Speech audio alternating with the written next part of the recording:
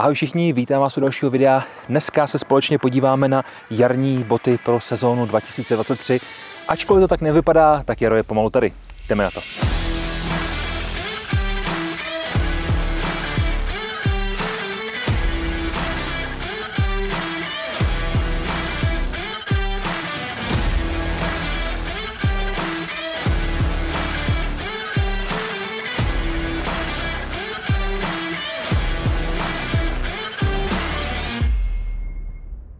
Podobně jako minulý rok jsem si tady pro vás připravil pár kousků, jich je relativně dost, ale pár modelů bot, který se vyplatí zauvažovat v okamžiku, kdy přemýšlíte nad nákupem jarní obuvy. Ona jarní obuv je vlastně specifická v tom, že to je zároveň podzimní obuv a většinou se považuje i za letní. Ačkoliv na letní nebo za letní obuv můžeme považovat boty třeba bez Gore-Texu a maličko lehčí a tak dál, tak vždycky bude záležet na tom, na co tu botu chcete. Jestli ji chcete na trek, jestli ji chcete na normální chození, jestli ji chcete na nějaký volnočasové aktivity nebo třeba do služby a tak dál. O tom se tady ale dneska nebudeme bavit, ačkoliv vždycky u toho modelu si řekneme, k čemu by mohl být eventuálně dobrý. Tak dneska si tady projdeme tyhle kousky, představíme si je velice krátce, protože tady máme, dejme tomu, nějakých 9 modelů, takže tady nechci u toho strávit půl hodiny.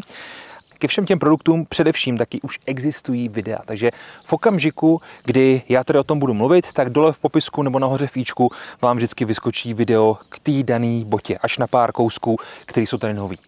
Pojďme začít, vezmeme to takhle pěkně zprava, protože tam na nás čeká novinka, na kterou jsme, myslím, všichni dlouho čekali, a to jsou Zephyry druhé generace, tedy Mark II.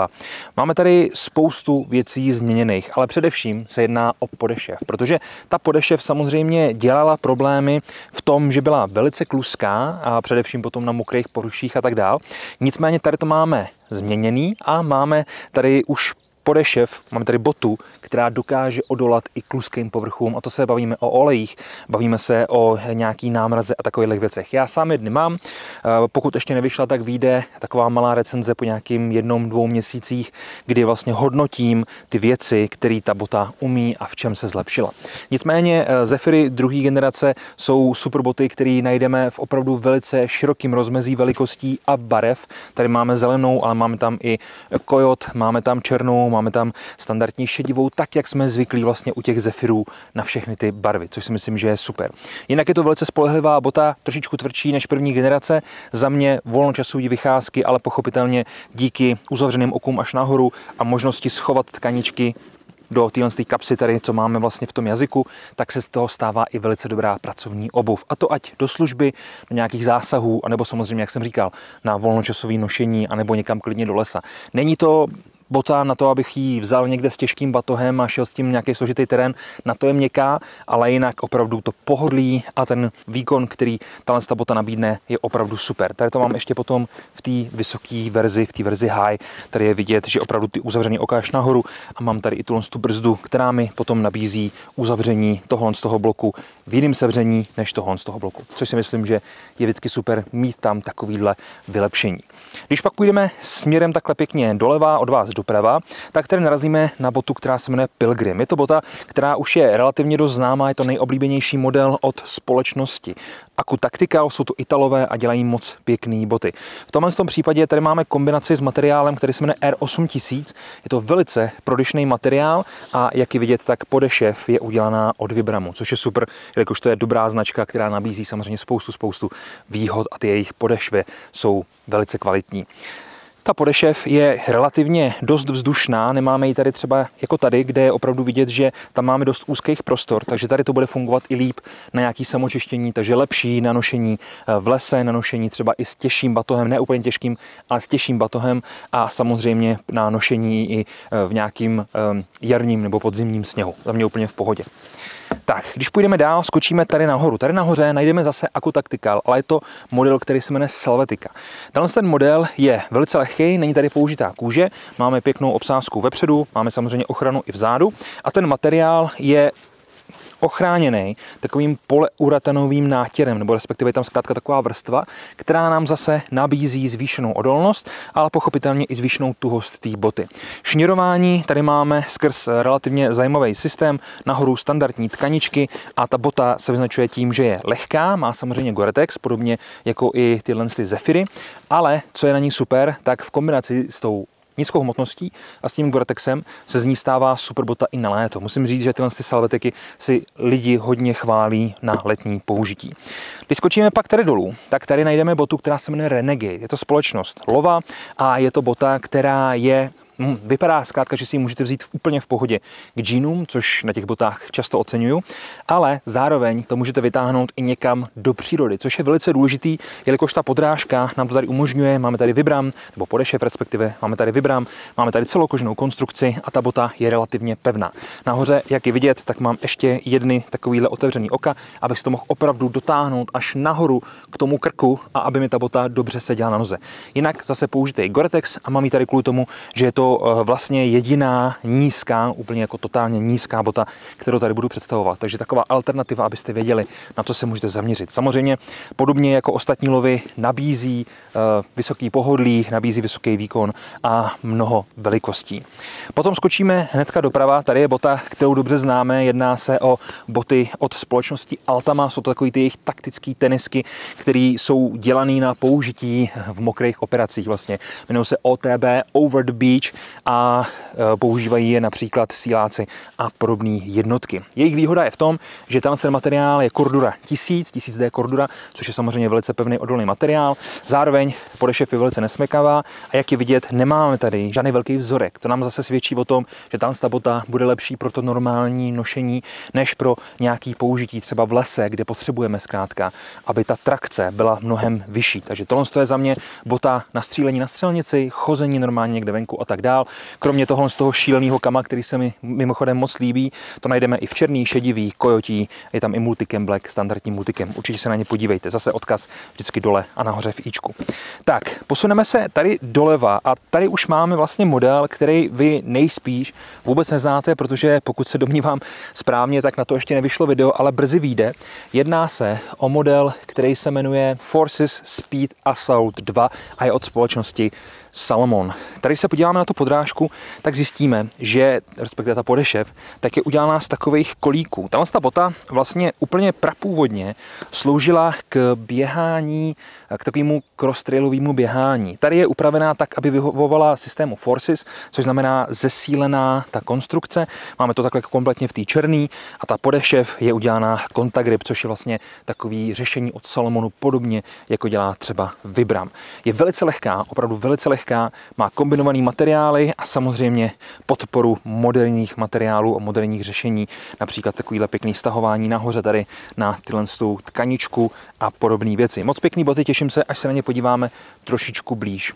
Další věcí je ta poslední část, kterou tady před sebou vidíte. Jedná se o boty od společnosti Alfa. Je to norská společnost, určitě víte, že jsem tady o ní hodně mluvil a hodně o ní budu mluvit i nadále, jelikož ty boty jsou zkrátka parádní. Je pravda, že ta cenovka je tam maličko vyšší. Tady se zkrátka dotýkáme nějakých 10 000 a to pro každého nemusí být úplně přístupný, což chápu, ale v okamžiku, kdy je navlečeme na nohu, začneme je nosit a dopřejeme jim trošku času, aby se nám osvědčili, tak zjistíme, že ta bota je naprosto parádní a že za každou tu korunu zkrátka stojí. Mám tady dva modely, jedno je vlastně Walking, který je Advanced, to znamená, máme tady kombinaci klasický kůže, pevný, pěkný kůže, prošívaný kevlarovým vláknem, vepředu obsázka, vzadu taky částečná ochrana paty, samozřejmě použití Gore-Texu a moc pěkná konstrukce.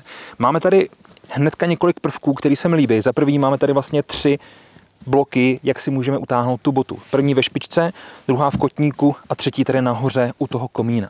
Díky tomu já si můžu tu botu opravdu hodně nastavit podle sebe.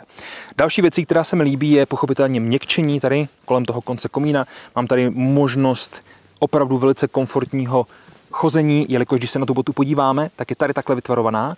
To znamená, že opravdu i ta pata, když máte přiznanou patu, tak to dokáže trošičku snížit nebo zkrátit ten čas toho výšlapu. Já mám tu patu hodně přiznanou na té noze, taky o tom jsem mluvil v recenzi na tyhle boty, zase nahoře fíčku ji budete mít. A musel jsem si to chvilku vyšlápnout. Takže když byl horký letní den, tak jsem cítil zkrátka, že mi to tu patu dře, ale během nějakých 100 km něčeho takového to bylo úplně v pohodě a teďka ty boty naprosto zbožňuju. Tedy to se dostáváme k tomu modelu, který já tady vlastně protěžuju, který já sám nosím a který mám moc rád, a to je vlastně Walk King, ale není to model Advanced, ale je to model Air, který vlastně používá materiál, který se jmenuje APS, což je umělá kůže, takhle pěkně perforovaná. Ta kůže je bez potřeby jakýhokoliv ošetřování, bezúdržbová, stačí mi jenom otřít hadrem a jedu dál, nebo ten materiál, ne ta kůže, ten materiál zkrátka. Jinak ta bota je velice podobná tomu, vlastně jsou to stejné modely, jenom maličko jiný materiály. Zase tady mám parádní podešev od společnosti Vibram v kombinaci s Nokianem, což je super, prošití kevlarovým vláknem, vysoká vzdušnost nebo prodyšnost. Mám tady použití Gore-Texu, mám tady pěkný nahoře měkčení a samozřejmě, jak jsem říkal, ten materiál, což je patent společnosti Alfa a opravdu funguje velice dobře. Tyhle ty boty za mě po nějakých možná 300, 350, 400 kilometrech, co je mám, tak jsou naprosto parádní. Je to opravdu něco, co jsem si do té doby dokázal představit, jelikož standardní BCčková pohora, což je vlastně tohle i tohle, tak může vážit klidně jedna bota ke kilu. Není to žádný problém, 800 gramů naprosto bez problému. Tyhle ty boty mají zpravidla o nějakých 150 až 200 gramů míň než tyhle boty, což je jasná výhoda. Díky tomu já to můžu nosit i relativně na běžné nošení a nemusím se úplně tak bát toho, že mě z toho tolik budou bolet ty nohy, což se mi samotnému osvědčilo. Takže v okamžiku, kdy hledám boty na nějaký běžnější nošení, kdy potřebuju boty zkrátka, který budu používat dennodenně a zároveň v nich chci vyjít někam na kopec, projít se v nich někde v lese a tak dál. Nepočítám s tím, že bych šel 4, 5, 6 dní složitým terénem s těžkým batohem na zádech. Určitě se můžu podívat na Zephyry, můžu se podívat na Akůčka, na tyhle Pilgrimy a bez problémů se můžu podívat i na ty salvatiky.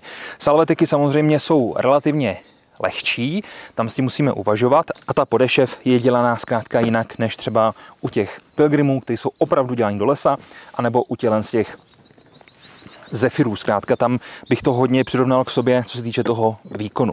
Jinak tyhle 3 modely, ještě tady s tím vysokým samozřejmě, jsou super na použití, jak jsem říkal už, v nějakým tom povolání jako bota, která mě bude podporovat při normální chůzi v lese, ale i při normální chůzi do práce a tak dál. Pokud chci nižší, lehkou botu, klidně si můžu šáhnout po Renegadech, anebo po těch OTBčkách, Over the Beach, o těch Altamách, jelikož to jsou zkrátka boty, které mě podpoří v tom normálním pohybu, normálním chození, ale zároveň, když nepotřebuju úplně zpevněný kotník, tak jsou super boty pro nošení venku do lesa. Potom tady mám vlastně tyhle Speedy, Speed Assault 2. Jedná se o botu, která je za mě dost hybridní. Tahle podrážka, ta podešev, je z těch kolíků opravdu velice agresivní, takže nošení v lese naprosto bez problémů, ale když si budete chodit třeba normálně po asfaltu, po chodníku, tak ze začátku je to docela nezvyk, na to je potřeba myslet. No a dostáváme se vlastně k těm 2 botám, které jsou za mě opravdu klasická BCčková pohora, to znamená, potřebuju botu, která mě podpoří při složitým terénu, při složitý cestě, klidně několika denní, skrz terén, skrz cesty, které nejsou úplně standardní, nejsou pohodlný, jsou tam šutry a tak dál a zároveň mám třeba na zádech těžký batoh nebo něco takového. Já osobně to řeším tak, že když jdu do lesa a chci si užít pohodovou chůzi, beru tohle, protože to je opravdu super bota, která mě nesklame, pevná v kotníku, pevná na došlap, nebolí z ní nohy a v okamžiku, kdy si jdu jen tak projít, tak na sebe beru Zephyry. Ale to je určitě na vás, jakým způsobem vy tohle budete chtít řešit, přátelé, protože každý to máme maličko jinak. Já vám moc děkuji za vaši pozornost, tohle už bude pro dnešek všechno. Řekli jsme si teda něco k 9 modelům bot, který tady takhle přede mnou vidíte, nebo k 8, plus jedny tyhle vysoký, který úplně nepočítám. Tak nějak jsme si je zařadili, řekli jsme si k nim nějaký základní údaje, nějaký základní informace, jak je máme vnímat a teďka už to záleží na vás, jestli se budete chtít podívat do ička nebo dolů do popisku videa na nějaký odkazy a další informace k nim. Tak jo, přátelé, moje jméno je Lukáš, to byl kanál Top Army Shopu, společně jsme si prošli boty na jarní sezónu a to bude pro dnešek všechno. Mějte se krásně a někdy příště. Ahoj.